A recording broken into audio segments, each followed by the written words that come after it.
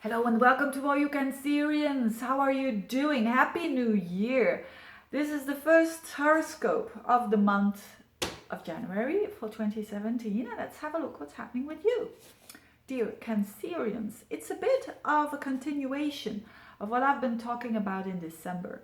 So the most important thing for this month is definitely truthfulness in relationships and really accomplishing some deep commitments with other people. Even when you are single, you will be thinking of this, thinking of your own worth and what other people represent in your life and how you can be as real as you can and how you can speak out as authentic and as real and as honest as you can. Because I talked about that Pluto in your seventh house that Mercury almost connected to last month, but it didn't. It went retrograde in your opposite sign of Capricorn. So I'm not going to repeat the whole thing, but you definitely have grown when it comes towards your connections with other people, what they mean for you, what they don't mean for you, how valid they are in your life. Maybe some people that came back into your life who are quite important. And now Mercury goes direct as from the 8th of the month. So things will become very, very clear for you when it comes to connections with other people, even with clients, clients. There could be more communication with clients if you work with clients, of course, if you work in the sales department or whatever, or doing something like me, working with clients. But Mercury going direct again is certainly very, very good for you. It seems like you understand other people better now and they understand you better. So that's great. Especially for Cancerians, because they want to be understood. They want to be understood because, they do have deep feelings, don't they, Cancerians? Now Mercury is going to touch Pluto at the very end of the month. So there's going to come some information towards you of a significant other at the very end of the month. So if it is for better or for worse, I think you are going to be open for the truth because you definitely want to know the truth.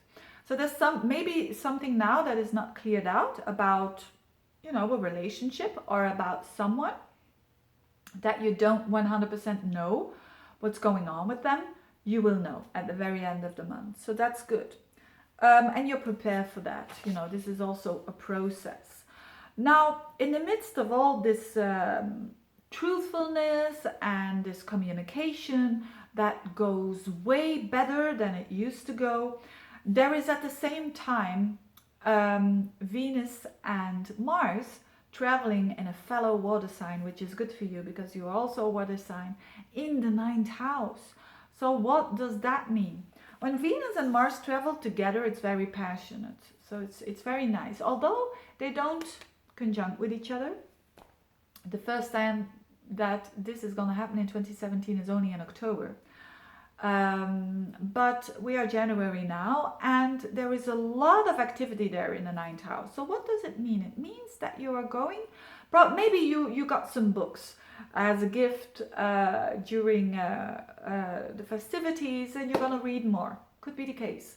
And but it's a good time to do what?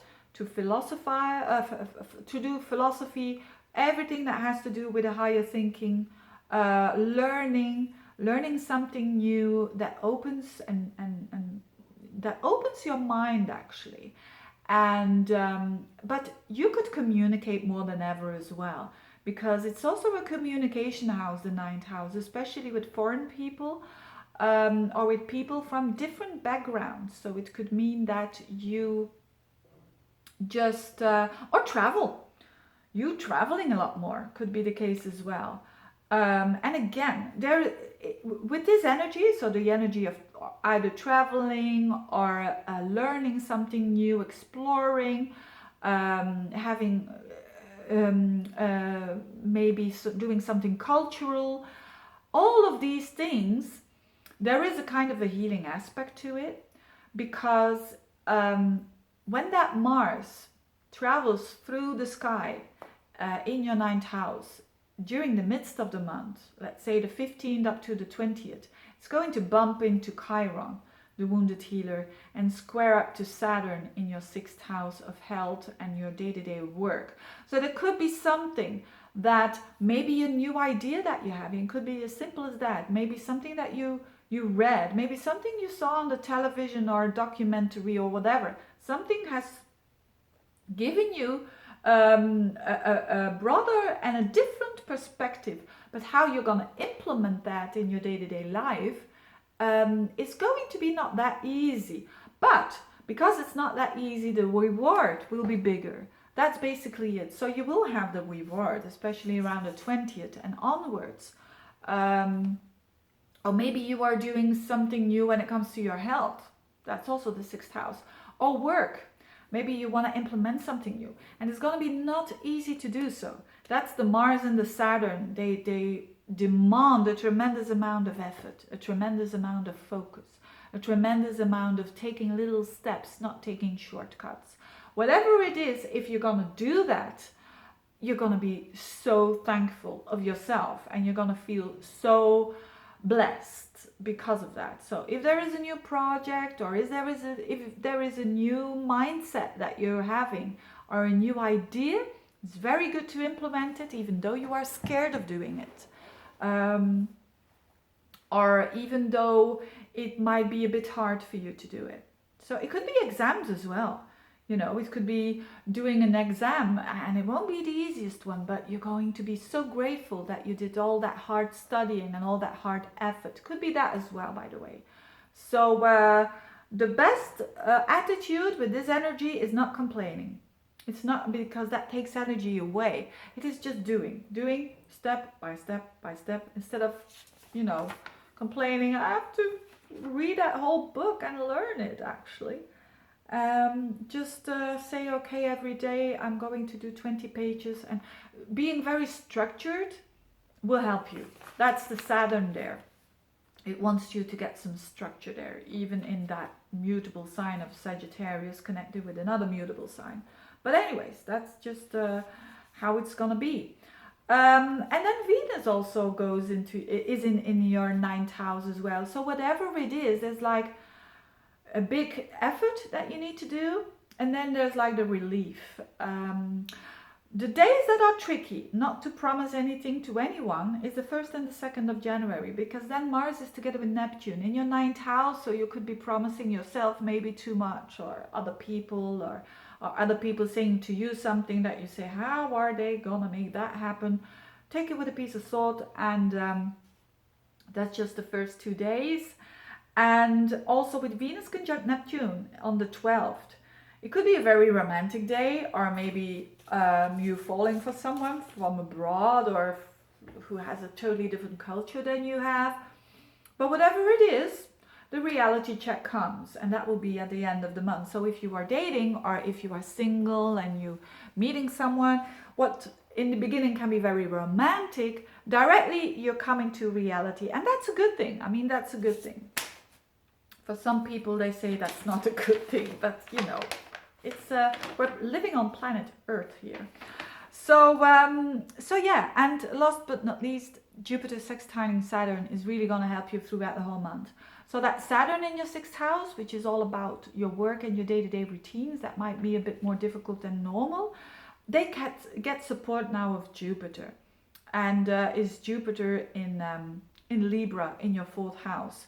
And that is good. That is good, because it means that that you've got like security, emotional security, that is only given by one person, and that is you. And you're feeling that strength, and that is good.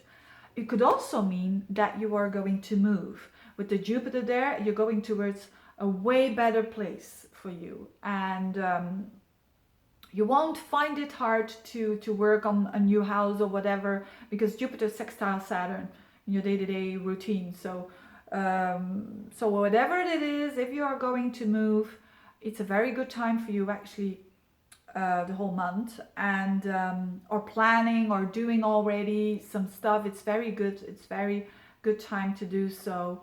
Or if you want to expand something at the home, it's going to improve your routines on a day-to-day basis. Maybe also doing some routines and getting them upgrade it in a way. Having said that, you Cancerians, there's also, of course, a full moon on the 12th. The 12th is quite an interesting day. Enjoy it. You know, it's not only Venus with Neptune, which is a bit dreamy and is a bit romantic. It's also your full moon. So your moon there in your first house, and then the sun in your 7th house. So could be an interesting day, especially to see new things developing. Having said that, I wish you all the best, dear Cancerians, and see you next month. Bye bye. Thanks for watching.